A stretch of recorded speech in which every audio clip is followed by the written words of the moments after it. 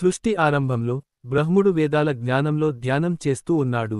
ఆ సమయంలో విష్ణువు యొక్క చెవుల నుండి మధు, కైటభ అనే 2 అసురులు పుట్టి వేదాలను దొంగిలించారు.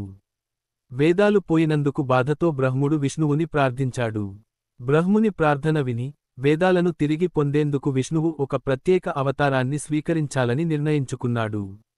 ఆ దివ్యకాంతి మధ్య నుండి హయగ్రీవుడు అవతరించాడు. అది విష్ణువు యొక్క గుర్రం తలతో కూడిన అవతారం.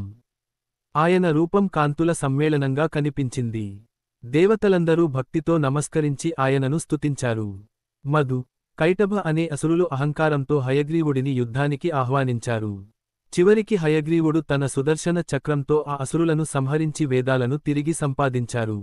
హయగ్రీవుడు వేదాలను తిరిగి బ్రహ్మునికి అందించాడు. దేవతలు ఆనందంతో హయగ్రీవుడిని స్తుతిస్తూ వేదగానాలు చేశారు. వైకుంఠానికి తిరిగి వెళ్లే ముందు హయగ్రీవుడు మానవులకు జ్ఞానం, విద్య, బుద్ధి అనే వరాలను ప్రసాదించాడు.